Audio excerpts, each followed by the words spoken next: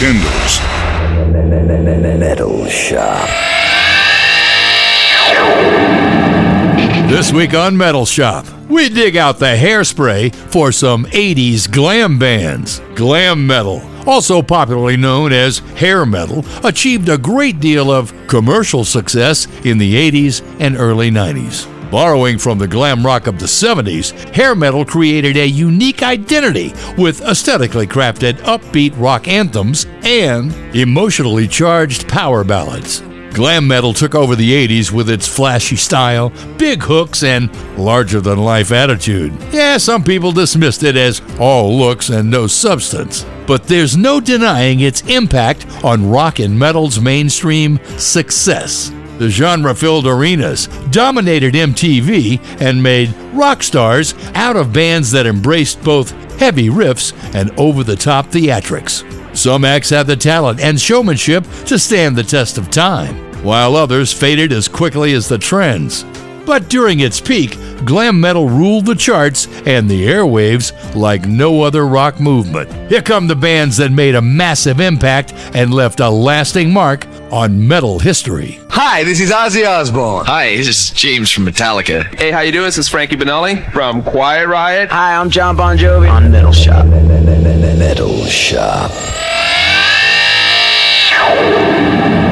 Up next is a band that has sold over 100 million albums worldwide. Originally formed in 1978 by former Deep Purple vocalist David Coverdale, Whitesnake started as a bluesy hard rock band before transforming into a glam metal powerhouse by the mid-1980s. The band's 1987 self-titled album scored big time, featuring hits like Here I Go Again and Is This Love? And paired with way cool music videos, mostly starring Tawny Katane, Whitesnake became a multi-platinum juggernaut. Metal Shop asked David Coverdale where he got inspirations for his songs. David? The biggest influence to me really is the Blues Boys, who certainly came out of the closet and said exactly as they were feeling, what they wanted to do and what they didn't want to do, and how they'd been abused.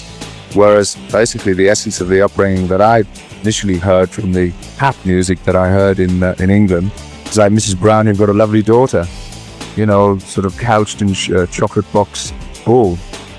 Whereas, you know, I like the sort of coming out and saying it rather than beating around the bush, excuse the expression.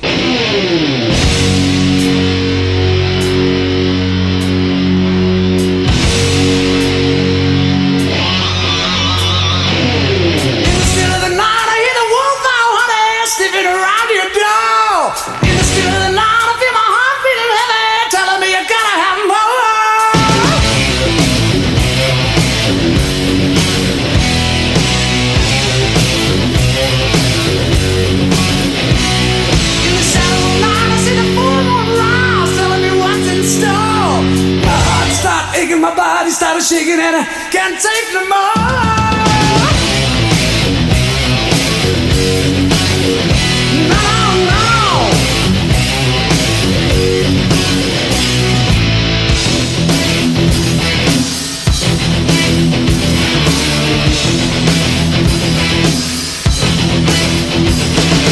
I just wanna get close to you and taste your love so sweet, and I just wanna make love to you.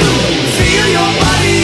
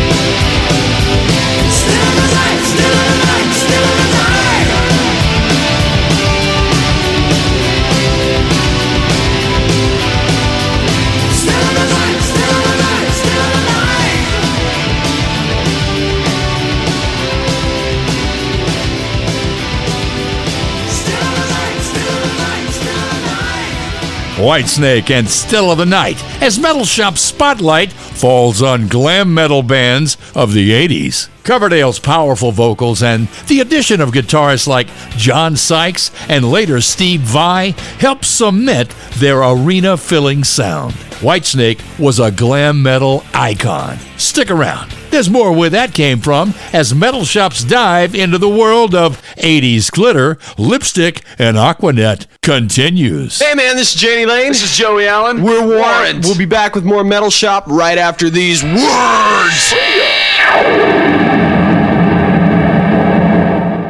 Bravewords Records, home for Paul Di'Anno's Warhorse, The Chris Slade Timeline, Rhett Forrester and Rob Robbins, Prophets of Addiction, Jack Starr, Aska, Crimson Glory, and Lillian Axe, where music lives. Bravewords Records. Visit bravewordsrecords.com. Charlie Kendall's Metal Shop.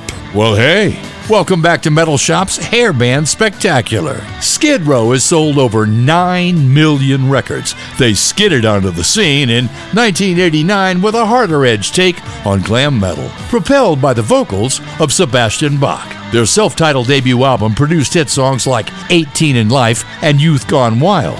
The band's energy and streetwise image quickly set them apart, but tensions between Bach and the rest of the band led to his departure in 1996. And Skid Row entered a period of lineup changes and reduced visibility. Skid Row remains one of the most successful and respected acts to rise from the late 80s glam scene. Here's Sebastian Bach to introduce this next song as Metal Shop pays our respects to hair metal. This is the one, just, if you ever got a day when anything's getting you down or somebody's telling you what to do and you just feel like, no, I'm gonna shove it. You just go on, put your headphones on, crack a cold one and crank it. And, hopefully your troubles will go away. This is like a tune, from the heart of a kid, 5 kids who have never taken any and never will. And that's basically it. Turn it up.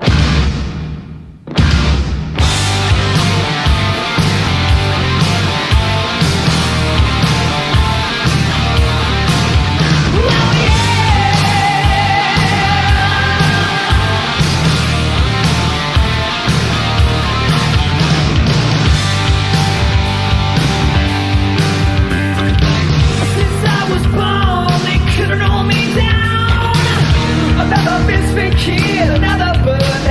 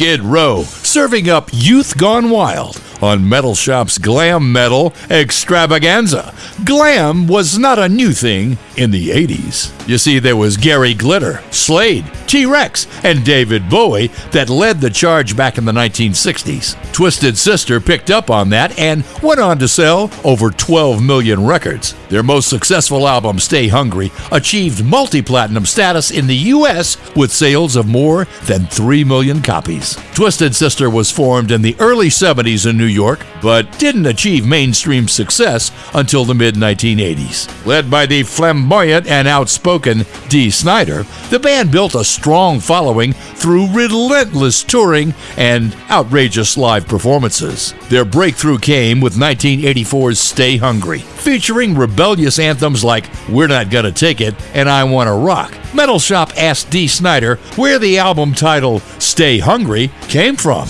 Dee? Myself and the band, we all, a lot of us weight train. Not that we're real massive, but we like to stay in shape and what have you. And Arnold Schwarzenegger wrote a book, and there was a movie, as a matter of fact, called Stay Hungry, which was the whole Rocky Eye of the Tiger concept. When I read that book, which was a while ago, it just really put into words my feelings. So I always wanted to write a song that used that title and expressed, those feelings about just keeping the spirit inside of you. And this goes for anything. For Arnold Schwarzenegger, it was weight training, and have a Twisted Sister, it's being one of the biggest rock and roll bands in the world. So I wrote the song, and when we selected the 10, Stay Hungry was one of them, and then everybody said, wow, that would be the perfect title, especially for Twisted Sister, because after 8 years of trying, to succeed, it's starting to finally happen.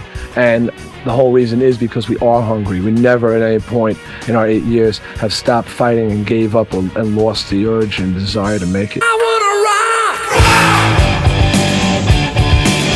I wanna rock! I want to rock! I wanna rock! Turn it down, you say, but all I gotta say to you is time and time again to say no! Tell me not to play, but all I gotta say to when you tell me not to play, I say no! No! So if you ask me why I like the way I play, there's only one thing I can say to you: I wanna rock! I wanna rock! I want to rock! I wanna rock! There's a feeling that I get from nothing else, and there ain't nothing in the world that makes me go! Turn the power up. I've waited for so long so I can hear my favorite song, so let's go! When it's like this, I feel the music shoot through me. There's nothing else that I would rather do. I wanna rock! I wanna rock! I want to rock! I wanna rock! I wanna rock! Rock! Rock! I wanna rock! Rock! Rock! I want to rock! Rock! Rock! I wanna rock! Rock! Rock! I wanna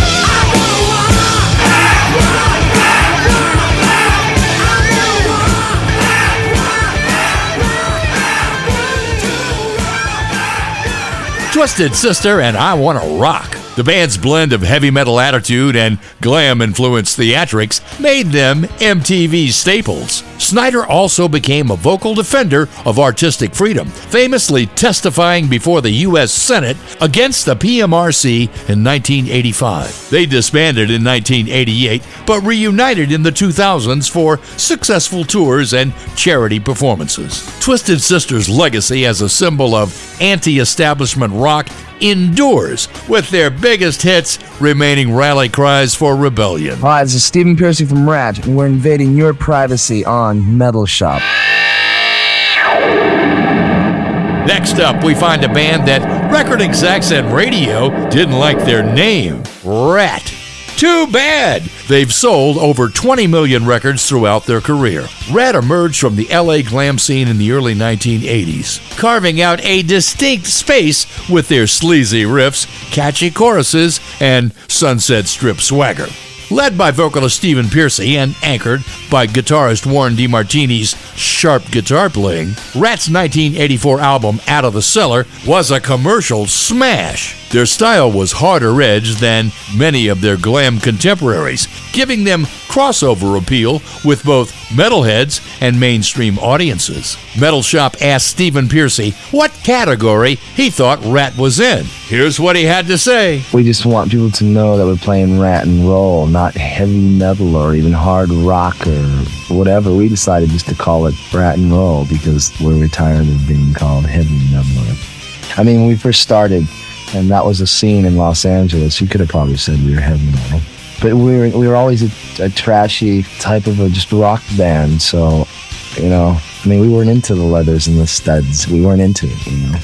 We wore the makeup and trash clothes, but that's about it.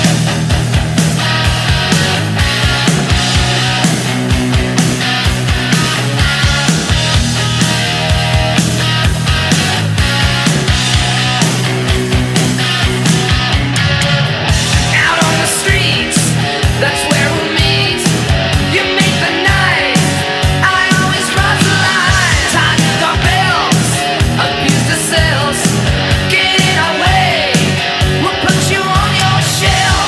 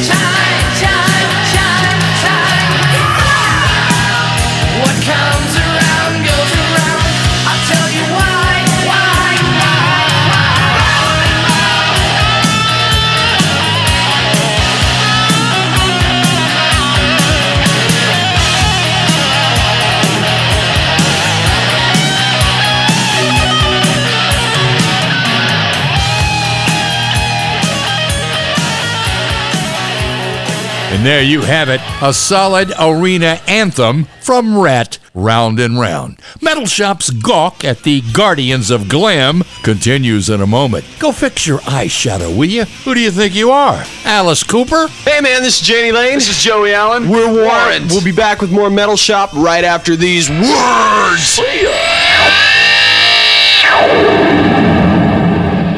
Jack Stars Out of the Darkness Part 2.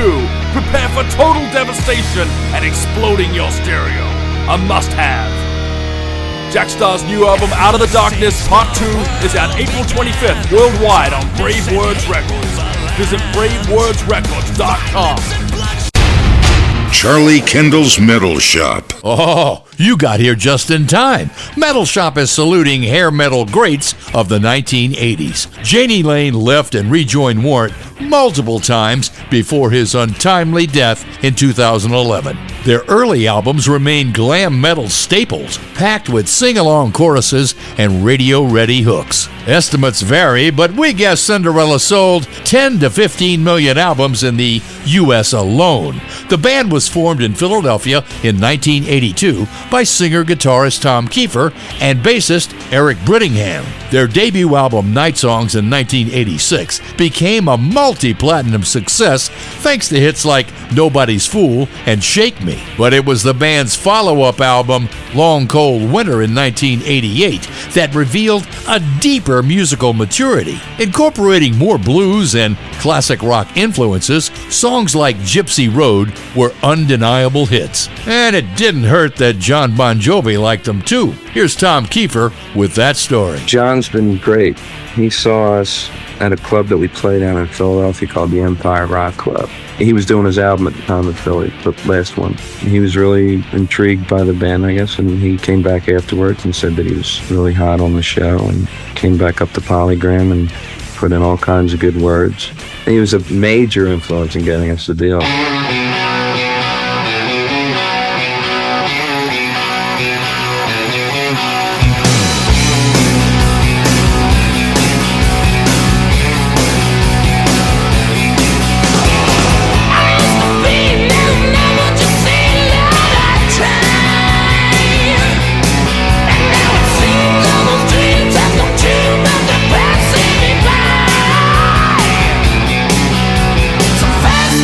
Mama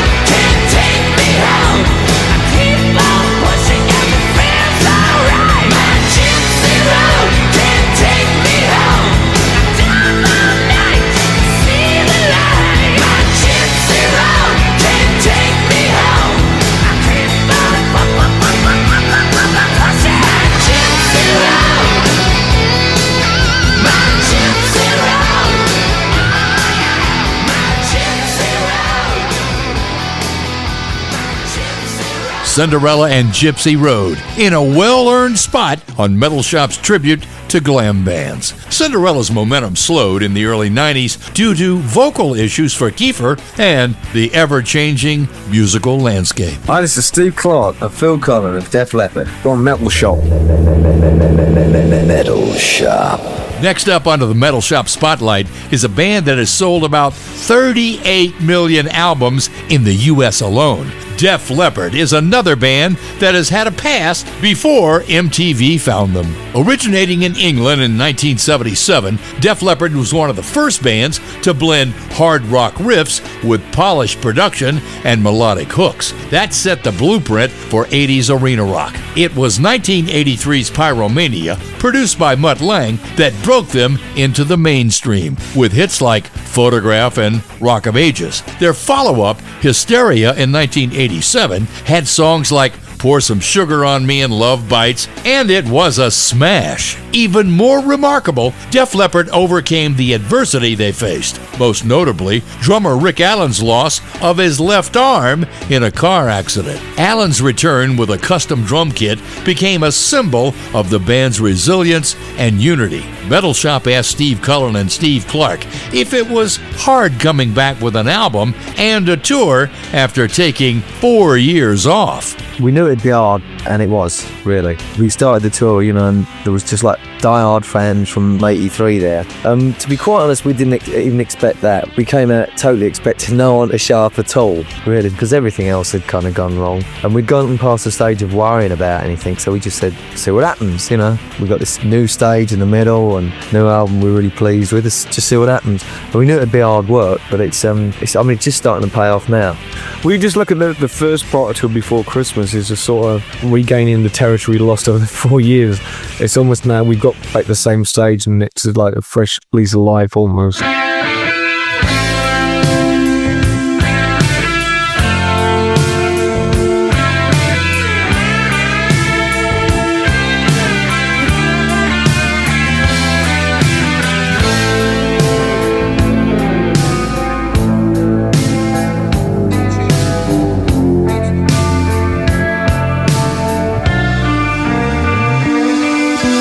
Gypsy, sitting looking pretty.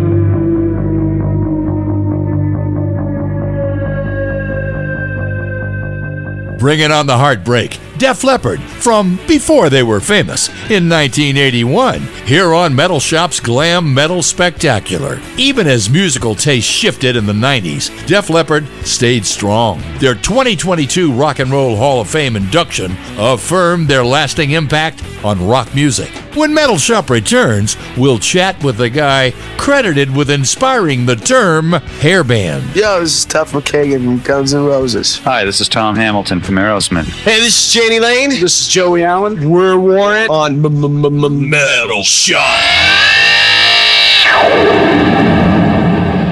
I'm Metal Tim from Bravewords.com, and here are your metal notes this week. How old do you feel? Deep Purple Rainbow guitar wizard Richie Blackmore has turned 80. What a life-changing moment. 45 years ago this week, Iron Maiden released their debut, Iron Maiden. The metal godly British Steel turns 45, and Judas Priest glammed up for us with Turbo 39 years ago. In tragic Priest news, Les Binks, who played drums for Priest on Stained Class, Killing Machine, also known as Hellbent for Leather, and the band's legendary live album Unleashed in the East, died on March the 15th, 2025, the family just letting the world know now. And more Judas Priest news. On a positive note, the Metal Gods have united with Alice Cooper for a North American headlining tour this fall with great openers Corrosion of Conformity. And finally, the screening for the new documentary film This Was My Life, Nick Men's Metal Memories with Megadeth and Beyond are taking place across the country. And those are your metal notes this week on Metal Shop, brought to you by Bravewords.com. Charlie Kendall's Metal Shop. You're listening to Metal Shop Salute to hairbands of the 80s. This next kid from New Jersey is no slouch either. In the United States alone, Bon Jovi have sold approximately 42 million albums. Bon Jovi emerged from New Jersey in the early 1980s. Led by charismatic frontman Jon Bon Jovi, the band's self-titled debut in 1984 gained some attention, but it was 1986's Slippery When Wet that catapulted them to global stardom. With hits like Living on a Prayer, You Give Love a Bad Name, and Wanted Dead or Alive, the album became one of the best-selling rock albums of all time. Jon Bon Jovi has been credited with being the source of the term hairband, because he has great hair and he never ages. He has what I call a James Dean persona that makes some people think that he's sad. Well, John? They think I'm real quiet, or they think that I'm always thinking and not smiling and having fun. But I am having fun. They think he's not healthy, he looks sick. I'm not sick. I'm very healthy. I'm very happy. My mind is in 8 different places, but it doesn't mean that this isn't what it's all centered around. So they should just be comfortable and know that I'm fine. And they sometimes worry, I think, a little too much.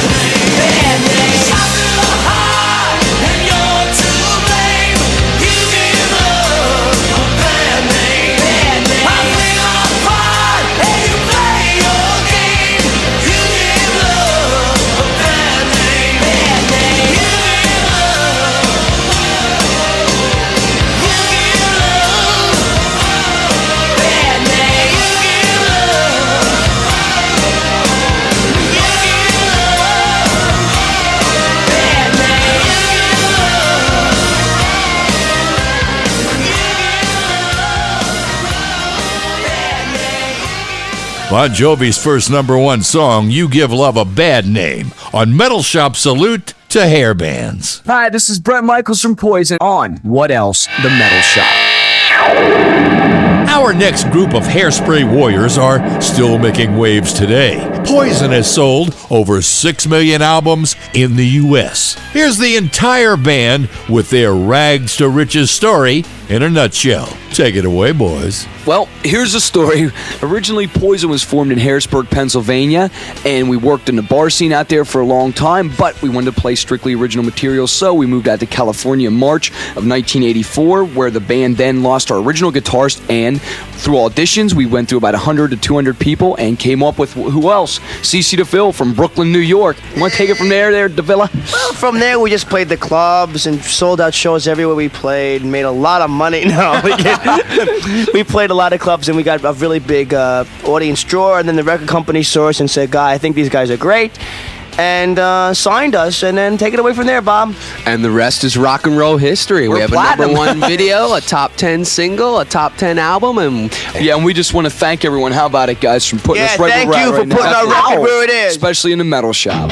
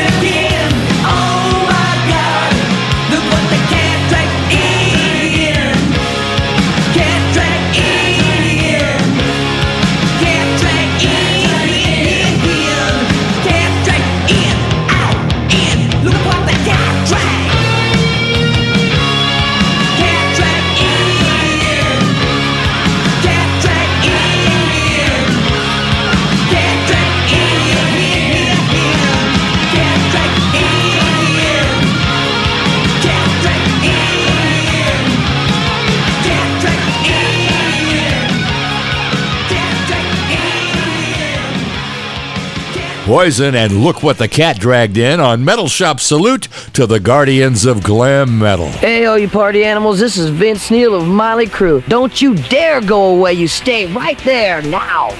Well, when it comes to Metal Shop Salute of hairbands, in the 1980s, Motley Crue was top of the rock, top of the heap, top of the naked pile of bodies, they sold more than 100 million albums worldwide, 25 million in the U.S. Motley Crue were nuts. Their story is simple, as told here by Nikki Sixx. Nikki?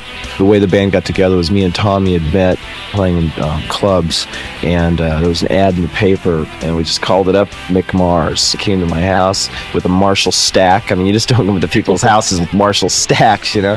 Loaded in the back of this Toyota, and he, loads it in the front room, and all three of us played, and it sounded great. And that night, we went to this bar, and Vince was singing in a band called Rock Candy, and we asked him to come down and audition, and the band was formed like in 3 days. It clicked that fast.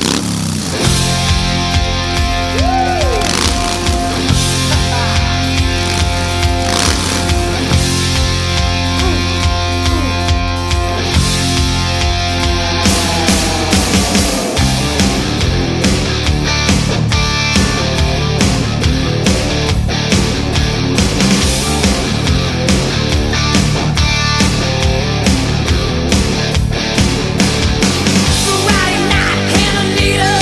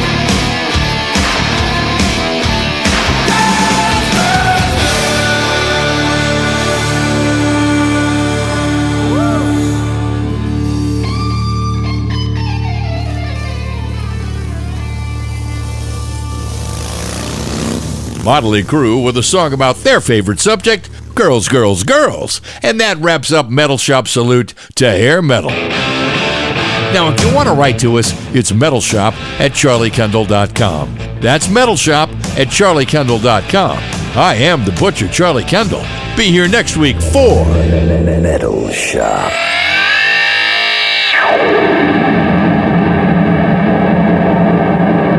the only show with teeth.